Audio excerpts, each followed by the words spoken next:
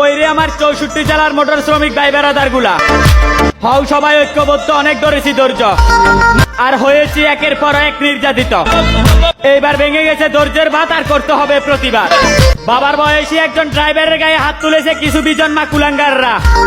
এইবার আর বসে থাকবো না আমরা, প্রতিবাদী কণ্ঠে সারা বিশ্বকে জাগিয়ে তুলবো। আমি জানি না আমার এই ভিডিওটা উপদেষ্টা ডক্টর ইউনূস স্যার পর্যন্ত পৌঁছায় কিনা। যদি পৌঁছায় তাহলে ডক্টর ইউনূস স্যার আপনার উদ্দেশ্যে কিছু মেসেজ দিতে চাই। যেই দেশের রাস্তায় একটা গাড়ি টায়ার পাঞ্চার হলে ড্রাইভারকে 5 মিনিট সময় দেওয়া হয় না, আপনার পুলিশ প্রশাসন চাপিয়ে পড়ে রেখার লাগিয়ে 5 থেকে 10,000 টাকা ঘুষ নিয়ে যায়। আবার ওই দেশে কোনো একটা ড্রাইভার দুর্ঘটনায় শিকার হলে পাবলিক নিজের হাতে আইন তুলে নেয় আর ড্রাইভারকে দেয় গণতলায়, তখন আপনার পুলিশ প্রশাসন থাকে কোথায়? যেই দেশে 24 ঘন্টা যান চলাচল বন্ধ থাকলে বাংলাদেশ অর্থনীতি আকাশ থেকে নিচে পড়ে যায়, ওই দেশে আমরা মোটর শ্রমিকরা এত নির্যাতিত কেন? আমরা এটার জবাব চাই। যেই দেশে রাস্তায় একটা গাড়ি নিয়ে নামলে জানুয়ারি টু জানুয়ারি পর্যন্ত রোড পারমিট, ট্যাক্স টোকেন এবং অন্যান্য কাগজপত্রের জন্য 40 থেকে 45,000 টাকা সরকারকে ব্যাট দেওয়া হয়, ওই দেশে আমরা ড্রাইভাররা কেন আপনার পুলিশ প্রশাসনের কাছে নিরাপত্তা নয়?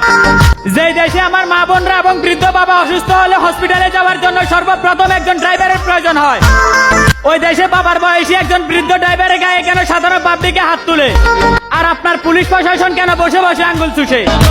যেই দেশটাকে 75% অর্থনীতি সচল রেখেছে প্রবাসী এবং মোটর শ্রমিকরা, ওই দেশে কেন দিনের পর দিন লাঞ্ছিত হচ্ছে প্রবাসী এবং আমরা ড্রাইভাররা?